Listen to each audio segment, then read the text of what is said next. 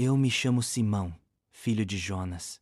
Alguns me conhecem apenas como Pedro, a pedra, o nome que o próprio Senhor me deu. Mas antes de tudo isso, antes de ser discípulo, antes de ser pregador, antes de ser chamado apóstolo, eu era apenas um pescador. Nasci e cresci às margens do mar da Galileia. Minha vida era simples, marcada pelo ritmo das águas, pelo barulho das ondas batendo no casco dos barcos e pelo som das redes sendo lançadas noite após noite. Eu conhecia cada corrente, cada vento, cada canto daquele mar. E ainda assim, quantas vezes voltei para casa de mãos vazias, cansado, frustrado, derrotado. A vida do pescador é dura, incerta. Aprendi cedo a lidar com o esforço, com a decepção e com a necessidade de recomeçar todos os dias. Eu era casado, tinha uma casa em Cafarnaum, e minha esposa e sogra dependiam do que eu trazia das águas. Às vezes, eu olhava para as estrelas refletindo no mar e me perguntava se existia algo além daquele ciclo de lançar e puxar redes, de esperar por peixes que nem sempre vinham. Era como se meu coração ansiava por algo maior, mas eu não sabia o quê. E então, ele chegou. Jesus de Nazaré. Eu já tinha ouvido falar dele. Alguns diziam que era apenas mais um pregador. Outros falavam que era um profeta como os antigos. Mas quando ouvi de perto, percebi que não era apenas palavras ou rumores. Naquela manhã, depois de uma noite inteira de fracasso, ele entrou no meu barco. Ele falou comigo com uma autoridade serena, diferente de tudo que já tinha ouvido. Pediu que lançássemos a rede outra vez, mesmo depois de tantas tentativas sem resultado. Eu pensei, esse homem não entende de pesca. Nós passamos a noite toda e nada pegamos, mas havia algo em seu olhar que me fez obedecer. Quando puxamos as redes, elas quase se rasgaram. Os barcos quase afundaram de tantos peixes. Eu não sabia o que pensar, o que sentir. Aquilo era impossível. E ainda assim estava acontecendo diante dos meus olhos.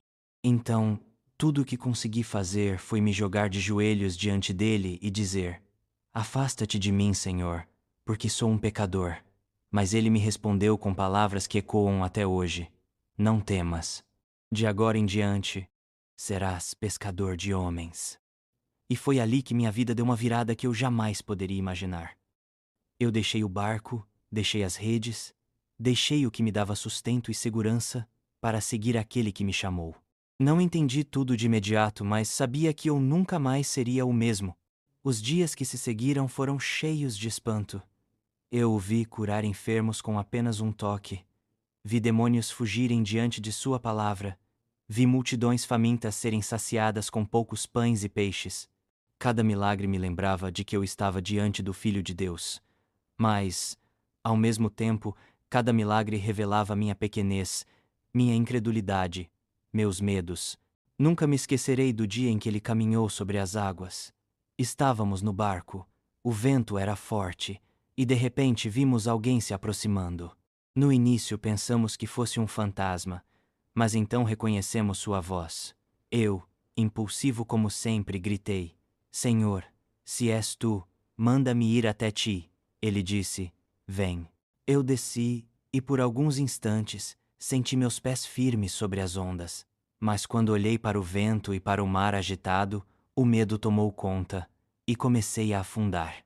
Clamei: Senhor, salva-me. E ele me segurou pela mão. Essa foi minha vida inteira resumida. Coragem que se mistura com medo, fé que se abala diante da tempestade, mas sempre resgatado pela mão do Mestre. Também fui o primeiro a declarar: Tu és o Cristo, o Filho do Deus vivo. Não foi carne nem sangue que me revelaram isso, mas o próprio Pai. Eu me enchi de orgulho naquele dia, mas logo aprendi que nem sempre eu entendia os planos de Deus. Quando Jesus começou a falar sobre sua morte, eu o repreendi. E ele me corrigiu com dureza. Arreda-te, Satanás, porque não cogitas das coisas de Deus, e sim das dos homens.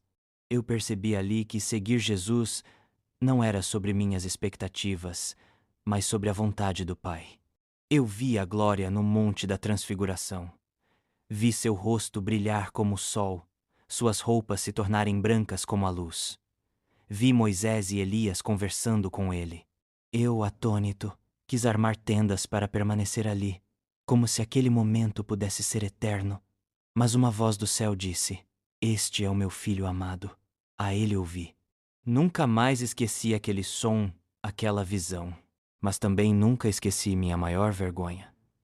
Na noite em que ele foi preso, eu prometi: Senhor, ainda que todos te abandonem, eu nunca te deixarei. Estou pronto para ir contigo até a prisão e até a morte.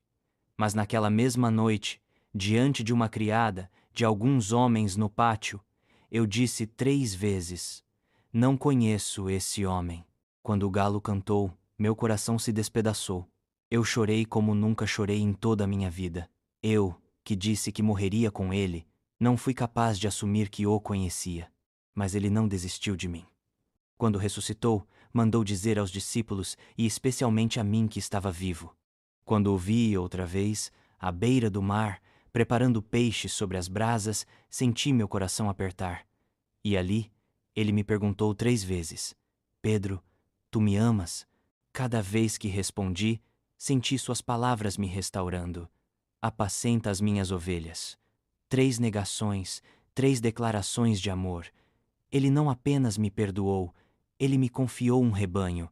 No dia de Pentecostes, o Espírito Santo desceu como vento e fogo, e aquele pescador inseguro se levantou para falar a uma multidão. Eu preguei que Jesus era o Cristo, que havia morrido e ressuscitado, e 3.000 pessoas creram. Não era minha voz, era o Espírito que falava através de mim. A partir daquele dia, nada pôde nos calar. Eu vi o paralítico na porta do templo se levantar em nome de Jesus. Vi prisões se abrirem. Vi o sinédrio se enfurecer. Mas nada pôde deter o poder do Evangelho. Eu disse diante deles: mais importa obedecer a Deus do que aos homens. Foi também difícil aceitar que o Evangelho não era só para os judeus. Deus precisou me mostrar em visão que o que ele purifica não devo chamar impuro. E quando vi o Espírito descer sobre a casa de Cornélio, um gentio, eu entendi. A salvação é para todos os povos.